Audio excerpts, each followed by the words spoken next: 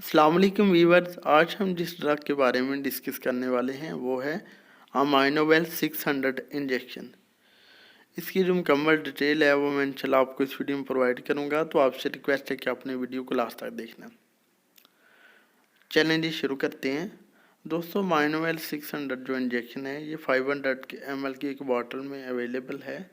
ओट्सुका company ने ये इसको मैन्युफैक्चर किया है और ये एक खास किस्म की पैकिंग में मौजूद होता है। अगर वो पैकिंग खुली हो या फिर इंजेक्शन की जो सील है वो खुली हो तो फिर इसको कभी भी यूज़ ना करें।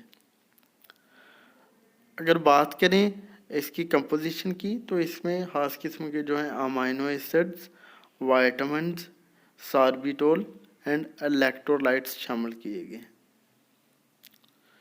इंडिकेशन की बात करें यानी इसके यूजेस की बात करें यानी इसको किस मकसद के लिए लगाया जाता है, तो दोस्तों अमाइनोवेल 600 जो इंजेक्शन है ये पेशेंट को अमाइनो एसिड और एनर्जी प्रोवाइड करता है।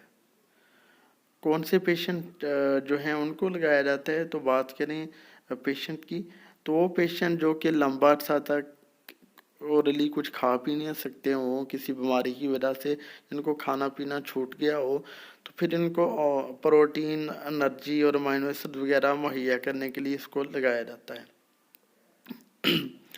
बात करते हैं कौन सी कंडीशन जो है उसमें इसकी ज़रूरत पड़ती है, तो दोस्तों वो पेशेंट जो कि लंबा अरसा से गैस्ट्रोइंटेस्टाइनल ट्रैक्ट डिसऑर्डर में मुब्तला हो, यानी कि निज़ाम हज़ाम की किसी बीमारी में लंबा अरसा से मुब्तला हो, तो उनमें इसको यूज़ किया जाता है, उनमें इसको लगाया जाता है।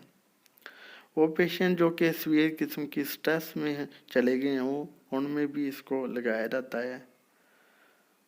वो पेशेंट जो कि प्रोटीन डेफिशिएंसी में मुब्तला हूँ यानी प्रोटीन डेफिशिएंसी होगी उनको, उनमें भी इसको लगाया जाता है। सीवियर किस्म की इन्फेक्शन जो हो पेशेंट को हो जाती है तो उसमें भी इसको लगाते हैं।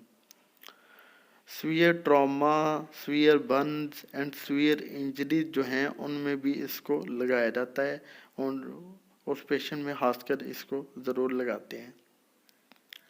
अगर किसी पेशेंट को सर्जरी करने के लिए आमादा करना हो यानी उसकी सर्जरी करनी हो तो उसकी तैयारी से पहले इस इंजेक्शन को लगाया जाता है। वो पेशेंट जो कि कीमोथेरापी या फिर रेडिएशन थेरापी लगवा रहे हो तो उन पेशेंट में भी इसको लगाया जाता है।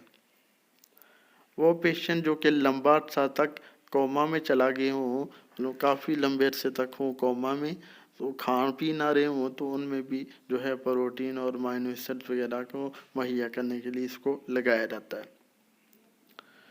ये इसके यूजर्स थे।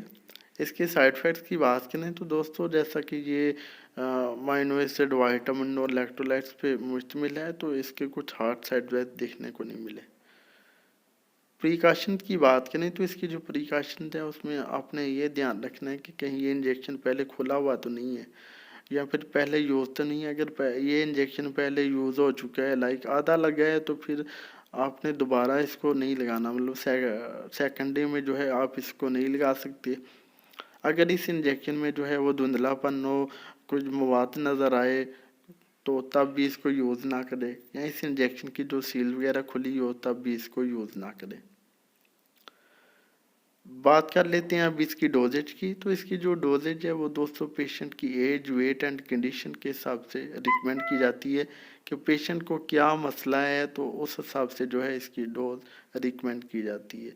ये मोस्टली उन पेशेंट को लगता है जो कि लंबा अरसा तक हॉस्पिटल में एडमिट होते हैं, तो डॉक्टर की ज़ेर निगरानी और कंडीशन के मुताबिक इसकी डोज जो है वो सजेस्ट की जाती है।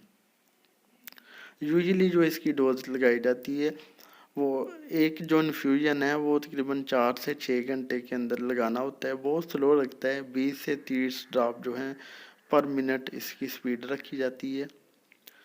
और एक इंजेक्शन जो है लगाने के बाद 8 घंटे बाद जो है इसकी डोज रिपीट की जा सकती है, लेकिन वो पेशेंट वाइज ही डॉक्टर ही सुजेस्ट करते हैं।